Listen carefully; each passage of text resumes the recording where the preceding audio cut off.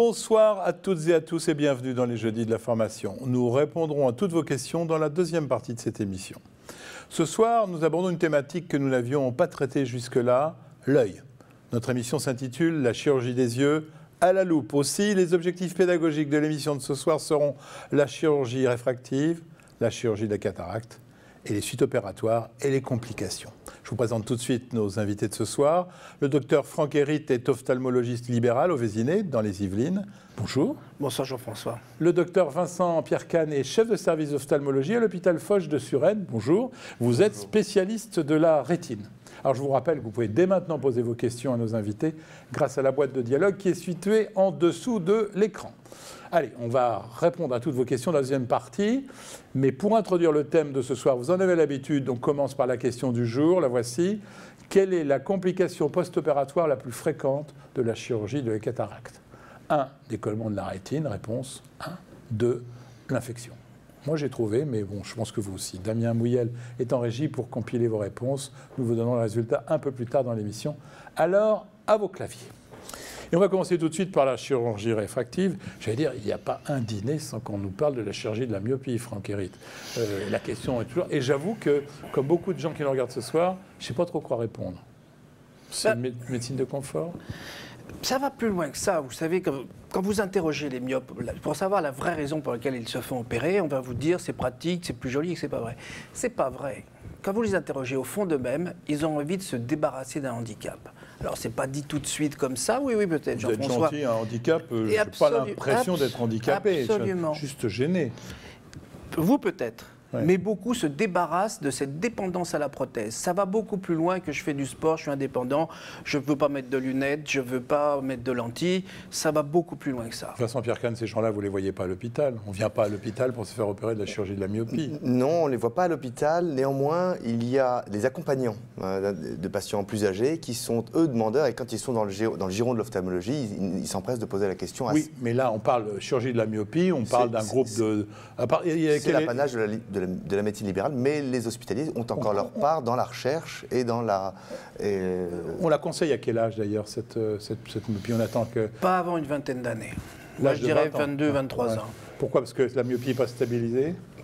On ne sait jamais quand elle est stabilisée. On dit on opère quand c'est stable, on ne le sait jamais. Ce qu'on va prendre comme recul, c'est une myopie qui ne bouge pas depuis 2-3 ans, autour d'une vingtaine d'années. Après, qu'est-ce qui risque de se passer dans la grande majorité des cas? On va prendre 0,50, 0,75, qu'est-ce que ça veut dire? Ça veut dire que je vais mettre des lunettes pour conduire de nuit. Est-ce que pour autant je dois attendre d'avoir 35 ans pour me faire opérer? Alors imaginons que vous soyez tous les deux convaincus que ça marche, la chirurgie de la myopie, vous devriez quand même la conseiller le plus tôt possible, puisque c'est un tel changement. On n'a pas à la conseiller, on a un devoir d'information. C'est-à-dire, moi je dis à mes patients, vous avez des lunettes, des lentilles et de la chirurgie. C'est eux qui demandent avant que vous leur proposiez, en fait, non. Quelque part. Moi j'en parle systématiquement. Vous en parlez, oui. Et vous aussi, dans vos consultations hospitalières, ou c'est vraiment le problème de la médecine libérale?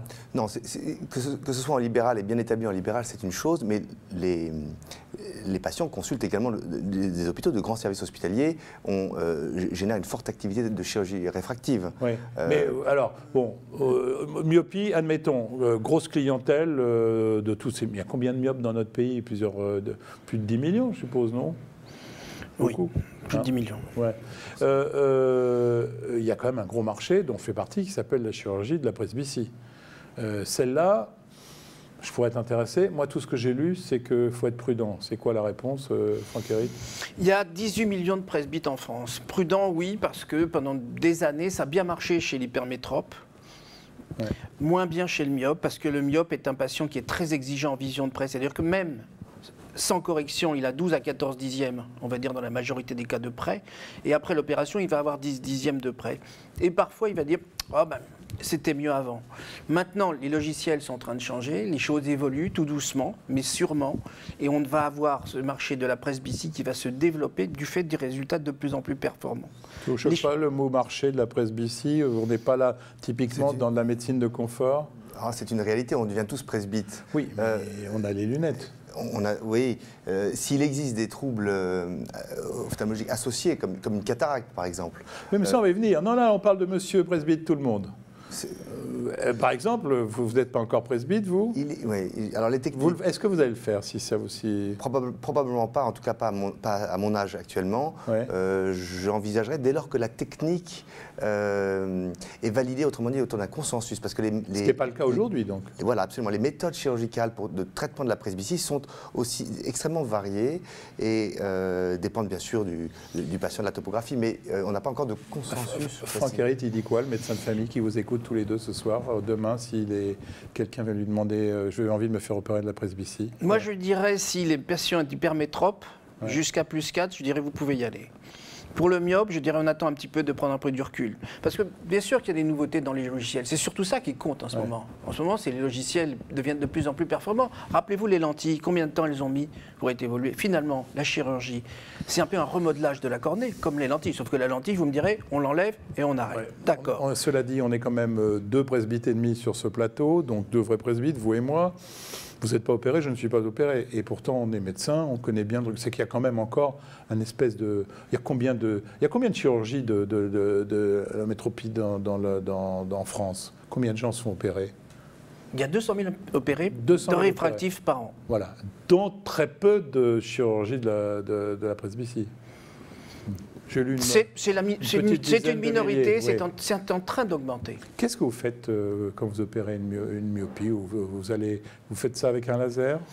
On fait ça avec un laser. Et on a des grandes nouveautés depuis quelques années, c'est qu'avant, on fait un capot. C'est-à-dire on fait un volet avec une charnière supérieure, on va dire au sommet de l'œil, on ouvre.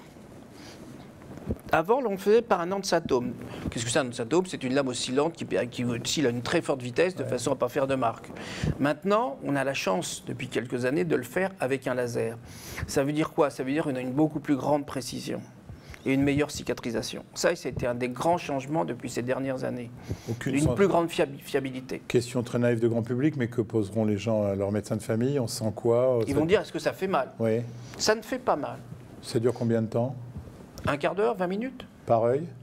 Non, les deux. Les 2 yeux. C'est très rapide. Il y a une appréhension. Tout patient qui se fait opérer a peur. Ça, il ne faut pas dire qu'ils y vont en chantant à le faire au fusil. Ils ont tous peur. Et après, ils vous disent oh ben, finalement, c'était pas grand-chose, j'ai pas eu mal. Quand on sort de l'intervention, le résultat est immédiat ou... Ils voient 2-3 dixièmes. Oui. Et on reste combien de temps? C'est un ambulatoire, bien évidemment? On les garde 1 heure, on vérifie. Pour vous dire exactement ce qu'ils voient, je vais vous dire ce qu'on faisait il y a quelques années et qu'on fait encore maintenant. Quand on levait le patient, il y avait une pendule accrochée au mur à côté. Vous savez, ces pendules de cuisine. Ouais. On lui faisait lire l'heure. Pourquoi est-ce qu'on faisait ça? C'est pas pour tester sa vision, ça le rassurait. Quand vous venez d'être opéré et que vous voyez l'heure, déjà vous dites... Ouais. Les grosses lettres chez l'ophtalmo, quoi. Oui, c'est ça. Je sais pas si non, c'est pas MRTVF. Bon, la vue, le myope qui se fait opérer, il a récupéré au bout de combien de temps? Ah, mais le lendemain, il vient en voiture. Le lendemain, il voit normalement. Ils viennent en voiture. Alors, j'ajouterais que les 2 yeux sont opérés le même jour dans la plupart des cas. Ouais, j'ai vu une question arriver où ça inquiète beaucoup les médecins, que vous récupériez les 2 yeux en même temps. Alors, ça avait été une révolution il y a 15 ans. Je me souviens, j'étais chef de clinique à l'Hôtel-Dieu. Les premiers cas de chirurgie réfractive bilatérale, et finalement, c'est devenu une monnaie courante. C'est quelque chose de très fréquent. Le principe de la chirurgie de la myopie consiste chez un myope à amincir la cornée. Et on l'amincit en envoyant un faisceau laser qui permet d'amincir le stroma de la cornée. Alors, au préalable, il y a un capot, une découpe de la cornée qui a été réalisée. Il y a d'autres techniques. On peut directement aborder la cornée sans avoir à émettre ce capot, dans certains cas, lorsque les cornées sont plutôt fines. Et c'est dans ces cas-là que le post-opératoire est un peu plus douloureux. Voilà. Et puis une 3e technique qui apparaît, où on va simplement aller disséquer à l'intérieur même du stroma une lentille qui s'appelle le smile. On choisit comment la technique? C'est suivant l'ophtalmo, le correspondant? Non, vous avez des contre-indications chirurgicales à la technique la plus utilisée qui est le LASIK, c'est-à-dire on fait le volet, ça c'est la technique la plus utilisée, mais dans certains cas vous avez des contre-indications. Mettons une cornée trop mince, on ne peut pas faire ça. Donc dans ce cas-là, on est obligé de faire un grattage de l'épithélium avec de l'alcool et on fait le laser, ce qui est douloureux. Là, pendant 48 heures, c'est une chirurgie très spécialisée? Il fait tous les ophtalmos sont capables de faire ça. C'est une chirurgie habituelle de l'ophtalmo, oui. D'accord. Ok, ça fait partie. C'est une chirurgie très spécialisée, j'ai le sentiment, dans la mesure où la vraie difficulté, c'est de pouvoir éliminer les patients à ne pas opérer. Ok, bon, on a compris que c'est votre pain quotidien. Maintenant, deuxième pain quotidien, la cataracte. On rappelle en quelques mots, pour ceux qui n'auraient pas été au cours d'ophtalmo, la cataracte, mais de façon très La brève. cataracte, c'est l'opacification d'une lentille intraoculaire qui s'appelle le cristallin.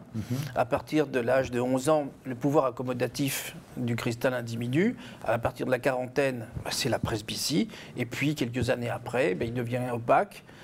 Et dans ce cas-là, devient gênant. Et dans ce cas-là, on voit moins bien. Dans ce cas-là, qu'est-ce qu'on opère? Généralement, à partir de 70 ans, on va dire. 70-80 ans. Ouais, donc on va en voir de plus en plus. On en voit. Toutes les cataractes sont opérées en finale? Si la rétine derrière est bonne, oui, on va les opérer. Si on a une DMLA qui est trop importante, on ne va pas le faire. Ouais. Donc, mais c'est exceptionnel. Oui, parce que même si on a quelque chose à gagner, on a intérêt à le faire. Est-ce qu'on a intérêt à opérer le plus tôt possible? Est-ce qu'il y a une prime au geste? Non, Vincent. Oui, alors, non, sûrement pas, puisque ça reste quand même un geste opératoire majeur, une incision intraoculaire avec des complications, même si elles sont rarissimes, en particulier celui du décollement de la rétine qui survient chez 1% des patients opérés. Il est évident que si vous opérez un jeune de 50 ans d'une cataracte, eh bien, il a devant lui 40 ans où il a le droit de faire un décollement de rétine. Vous venez de nous donner le résultat de la question tout à l'heure, mais on va voir, de toute façon, j'ai vu les résultats arriver, donc vous verrez que c'est pas si évident. Donc il n'y a pas tant de décollement de la rétine que ça. On est sur du 1% des patients opérés. Ça arrive. Et aujourd'hui en France, 50% des patients qui se présentent avec un décollement de rétine sont des patients opérés de cataracte. C'est une chirurgie ambulatoire. Ah oui, oui, tout à fait, oui, oui. Pareil, ça dure combien de temps?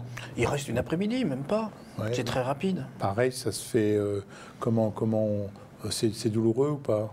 Non, pas du tout. Anesthésie par goutte ou par gel. Ouais. Parfois après médication s'ils sont très anxieux. Ça dure combien de temps? 10 minutes, un quart d'heure. 10 minutes, un quart d'heure. Et là, vous mettez une lentille?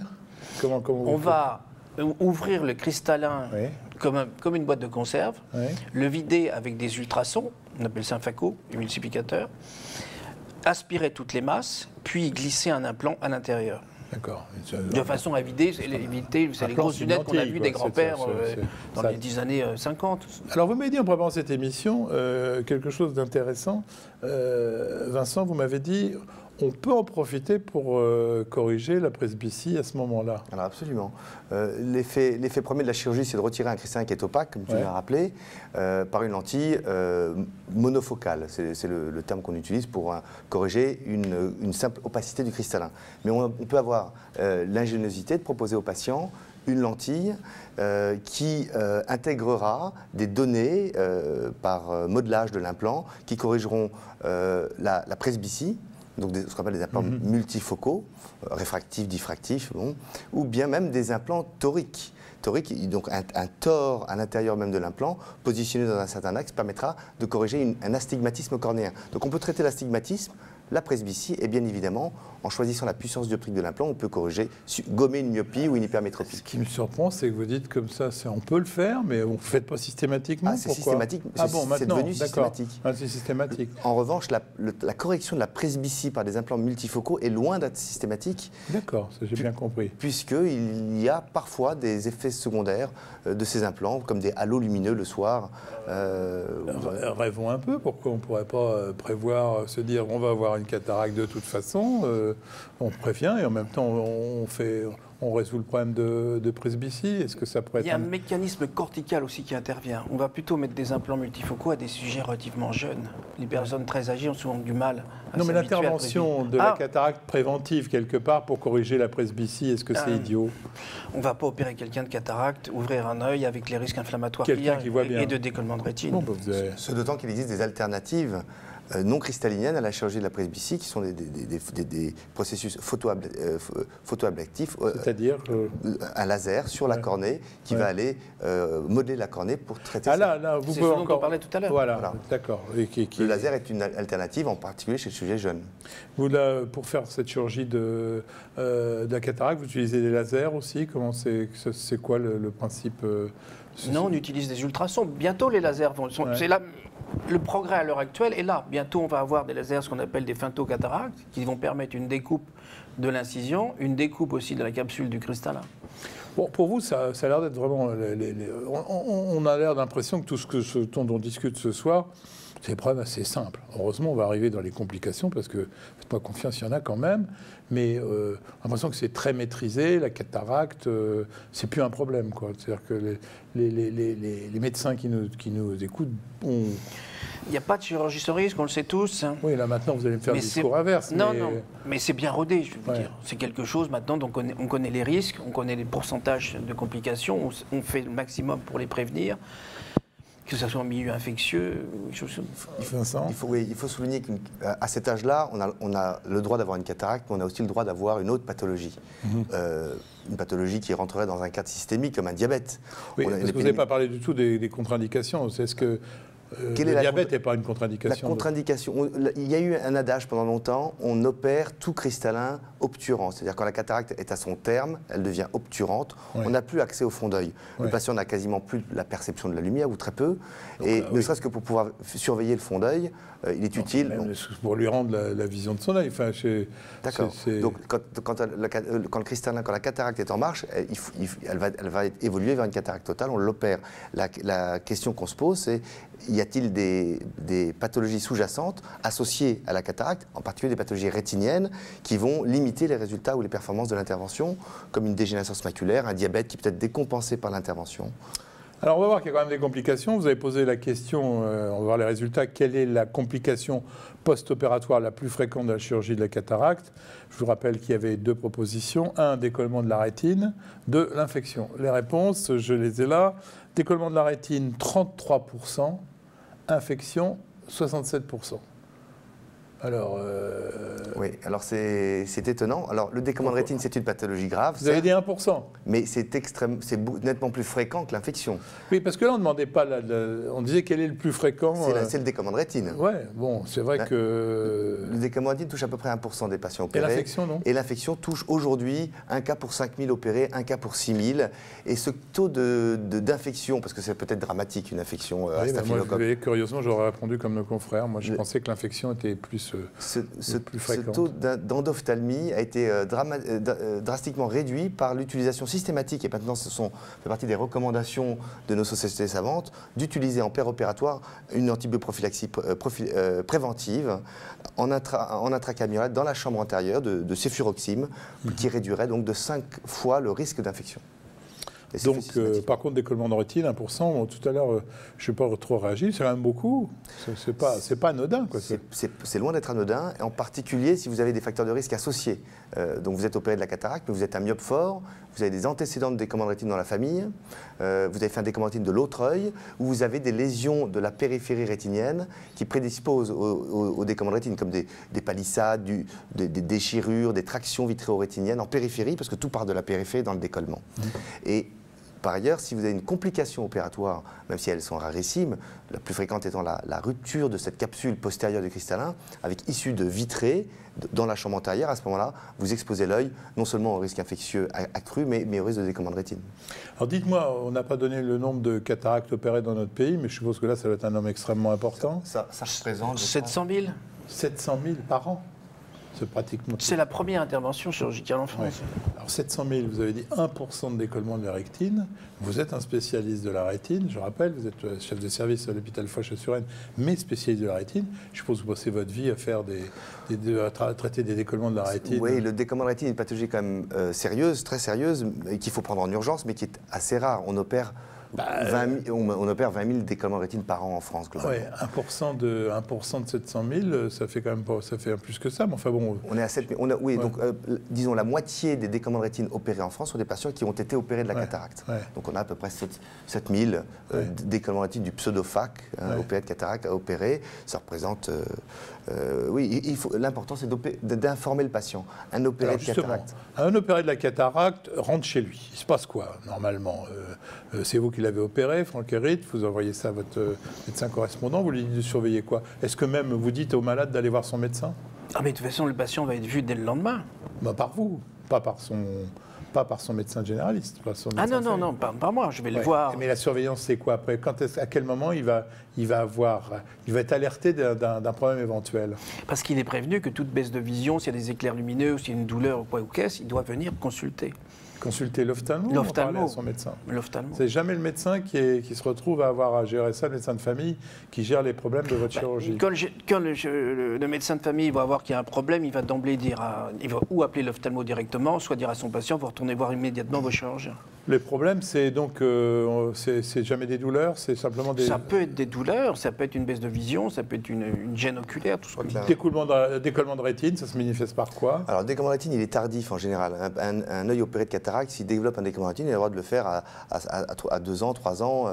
Ah oui. C'est une complication tardive. En réalité, qu'est-ce qui se passe? Vous avez opéré un cristallin et cette intervention a accéléré ce qu'on appelle le décollement postérieur du vitré, ce gel vitréen qui sépare de la rétine et qui induit des déchirures. Mais vous dites que c'est une urgence, c'est-à-dire à quel moment ça devient une urgence? Alors, les symptômes qui doivent alerter le patient sont des phénomènes rétiniens de traction sur la rétine qui sont ce qu'on appelle des phosphènes, des éclairs lumineux unilatéraux, toujours localisés au même endroit, assez rémanents. Des petits points noirs dans le champ de vision, on appelle ça des myodésopsies, comme une pluie de suie ou plein de petits points. Et surtout, le signe positif du décollement de rétine, c'est l'amputation, le scotome absolu noir, une amputation noire du champ de vision, en haut, en bas ou sur les côtés. Dites-moi, vous mettez beaucoup de pression sur le patient. Est-ce que le chirurgien qui a opéré la cataracte et qui suit son malade peut voir qu'il y a un décollement de rétine qui est en train de se produire ou pas?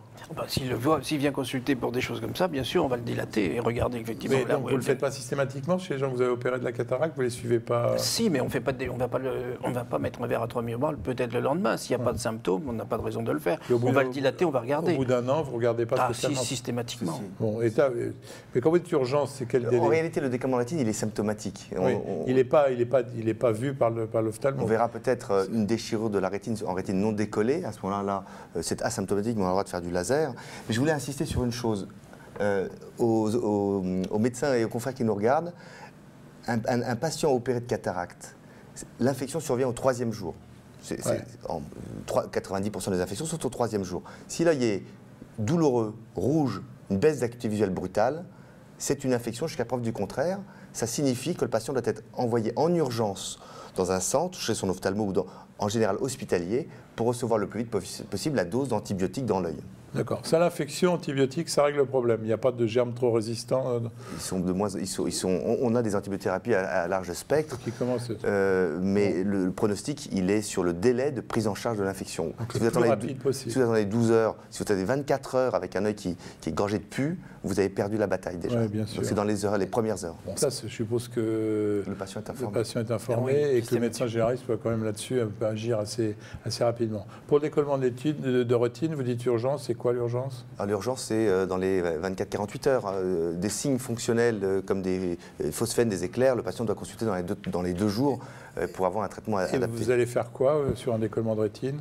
Alors, dans le cas d'un patient opéré de cataracte présenté un décollement de rétine, on fait une vitrectomie.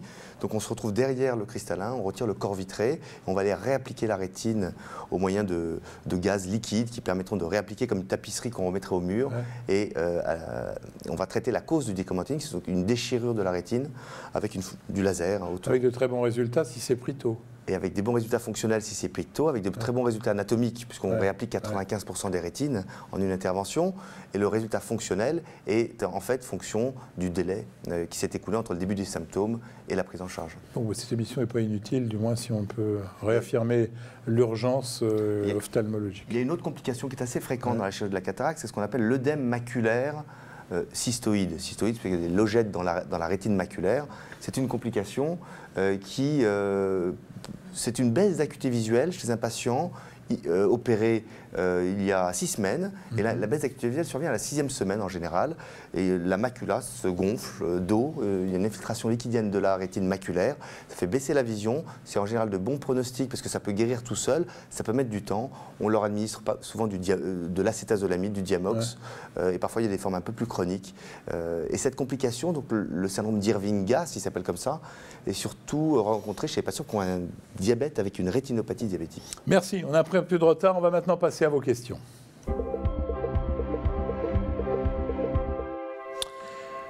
Alors, c'était passionnant le débat, mais évidemment, les questions sont arrivées sur plutôt le début. Et évidemment, l'argent arrive en première ligne.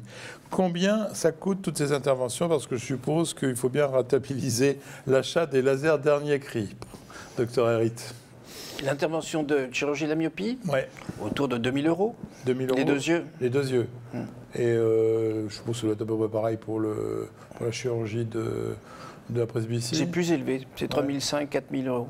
Est-ce que c'est remboursé par la sécurité sociale et à quelle hauteur? Non, sécurité sociale, non. Les mutuelles donnent de plus en plus quelque chose maintenant. Alors, les mutuelles doivent se frotter les mains. C'est une chirurgie de... On est en plein dans la chirurgie de luxe ou pas, là? Est-ce qu'on peut faire une analyse en fonction du coût des lunettes?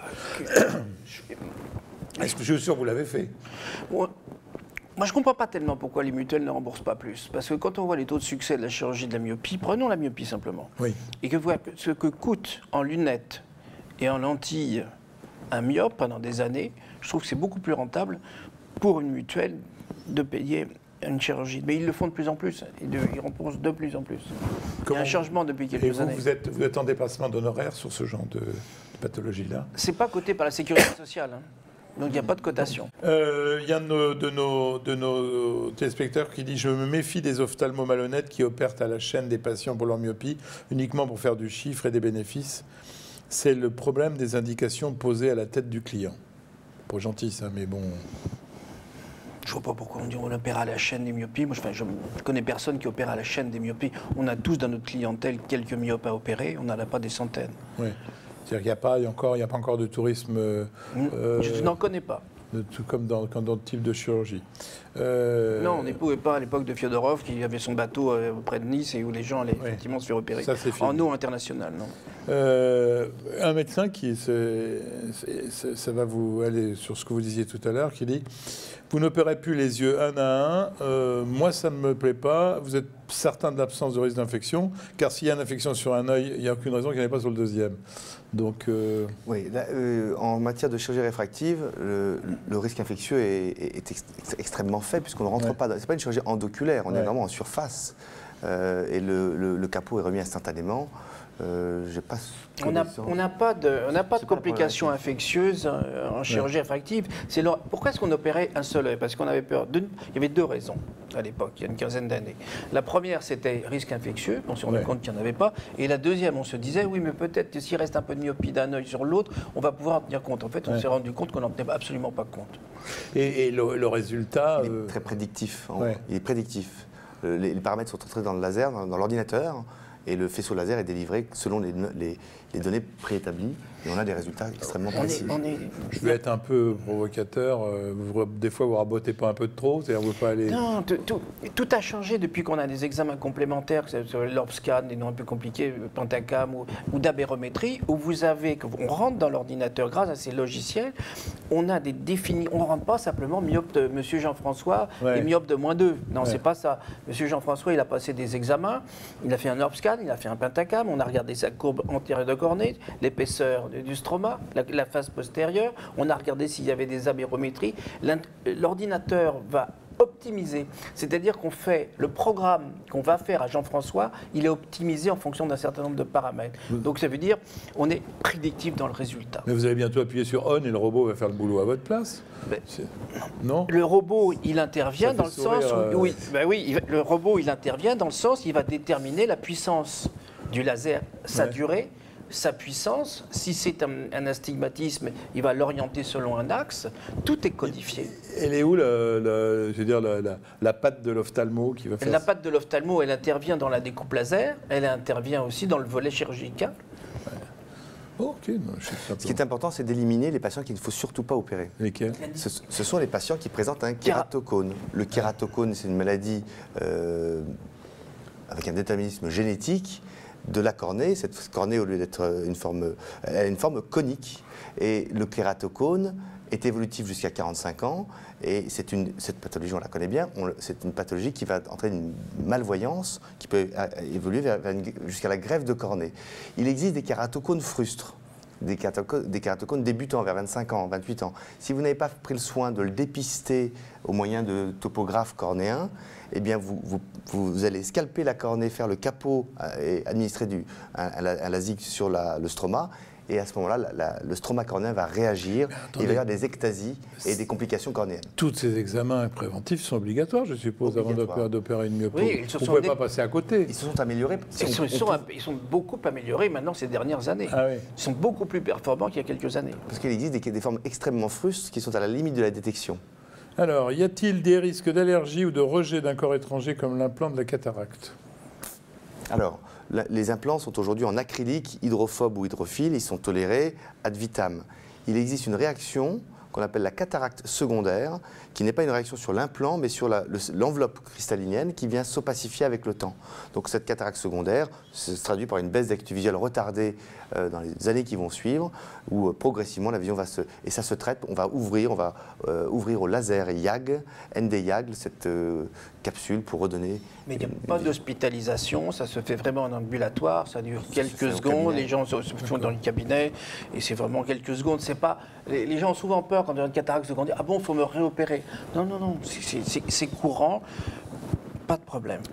Alors, ce doit être un de vos confrères qui nous dit la France est-elle pionnière en termes d'ophtalmologie, car finalement, on ne parle pas beaucoup de congrès ou de projets de recherche dans ce domaine. La chirurgie de la myopie ne fait pas partie des grands congrès internationaux.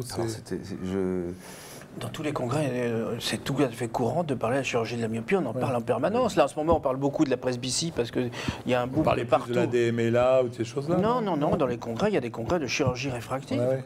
Bon. Il y a une place prépondérante. Prépondérante dans la chirurgie réfractive. Un des rapports de la Société française d'ophtalmologie il y a 4 ans était dédié à la chirurgie de la presbytie. On a un pavé comme ça qui a... D'accord. Donc, mais la France pionnière, c'est vrai en matière de chirurgie là. Elle est en mouvement. Autrefois, on disait que c'était les Russes qui étaient très en avance. Plus maintenant. Non, plus maintenant. Non, non. Mais vous savez, ça bouge de partout. Ça bouge aux États-Unis, ça bouge en France. Il y a des communications tout à fait régulières. Moi, je vois, au centre laser où je suis, il y a des réunions tous les 2 mois. Vous avez parlé de marché, et quand il dit marché, dit gens intéressés sûrement. Alors, il y a un médecin qui nous dit je ne parle que de mon expérience personnelle. Ma fille, chirurgie de la myopie, bravo. Pour moi, chirurgie de la presbytie, très moyen partout. Je ne peux pas dire que je suis mécontent, juste moyen. Qu'est-ce que ça veut dire, moyen? Ça veut dire moyen, ça veut dire. Hein. C'est-à-dire que quelqu'un s'attendait à retrouver la vision de son jeune âge et se retrouve avec une vision moyenne, quoi. Il reste dépendant en lunettes à la lecture, alors. Ouais. C'est ça. Alors, quel est le moyen qui a été utilisé? Est-ce que c'est une chirurgie du cristallin pour la presbytie, pour traiter la presbytie, ou c'est une chirurgie cornéenne? Mais moi j'aimerais quand même. Alors, on va pas parler trop de notre cas personnel, mais je me suis dit bon, chirurgie de la presbytie sera peut-être très bien. Avant, je vais essayer les lentilles, parce qu'on a oublié de parler des lentilles pour les presbytes. Et alors là, le terme de ce que dit ce monsieur de moyen, moi je l'ai ressenti immédiatement avec des lentilles. Moyen, c'est-à-dire on voit ni bien de loin, ni bien de près. On voit moyen. Alors ça vous fait sourire, parce que, je vais vous dire un truc. Franck Hérite, il est avec des lunettes. Et puis, avant de passer l'émission, il était mettre ses lentilles, parce qu'il s'est dit, le moine va me choper en disant, alors, Franck Hérite, on me fait mettre des lentilles aux gens, et voilà. Vous me voyez bien, là, avec vos lentilles? Non, mais je vois bien avec mes lentilles. C'est pourquoi je ne mets pas toujours mes lentilles, parce qu'on se connaît depuis quelques années, Jean-François. Je mets beaucoup moins souvent mes lentilles, parce que j'ai un problème de sécheresse oculaire. Ouais. Mais c'est vrai que je préfère largement être en lentilles qu'être en lunettes. Ah, mais le côté moyen de la vision, parce que ce que vous faites quand vous mettez les lentilles, vous mettez des cercles concentriques vous faites faire le boulot au cerveau, en fin de compte, c'est ça? Non, non, non, non. Les résultats en lentilles, ils sont très bons. On a 10 dixièmes de loin, 10 dixièmes de près. Attention, on va dire moyen, pourquoi? Quand il n'y a pas beaucoup de lumière, on va dire, oui, mais là, je suis gêné. Ça, c'est vrai. Mais moi, je sors, aucun patient équipé en lentilles de contact en matière de presbytie voit 10 dixièmes et ils peuvent conduire. Ils vont être gênés en conduite de nuit, quand il pleut, avec le gêne de la lumière, etc., distraction de la lumière, c'est vrai.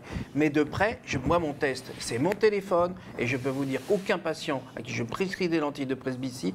Enfin, vous leur conseillez quand même d'avoir les lunettes dans la poche, non? Non, Jean-François, non, je ne suis pas d'accord.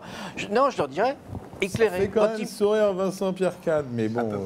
Un peu plus de lumière, c'est vrai, en particulier Ouais. aux chandelles, quand on veut se priver de lunettes. Plus c'est difficile le dîner aux chandelles. Ouais, bah alors justement, c'est pour ça. C'est pour ça qu'on se fait opérer. C'est pour ça qu'on se fait opérer. C'est pour le dîner aux chandelles. S'il faut remettre les Et lunettes. la problématique est la même quand on met cet implant multifocal à l'intérieur de l'œil. Plus de lumière. Exactement. Ça vieillit comment la chirurgie? J'ai une question là sur le vieillissement de la chirurgie de la myopie. C'est très bien de se faire opérer jeune, mais quid de 30 ou 40 ans plus tard? On n'a pas de souci. Pas de souci particulier. Une sorte de régression de la myopie. La myopie tente à réapparaître chez certains patients. Parce que quand on est myope rare. et qu'on devient presbyte, ça dure pas longtemps, mais il y a une compensation. espèce de compensation que là on n'a pas. Ah oui, le privilège du myope, c'est de pouvoir, s'il n'est pas opéré, de rester myope et de pouvoir se passer de lunettes pour lire.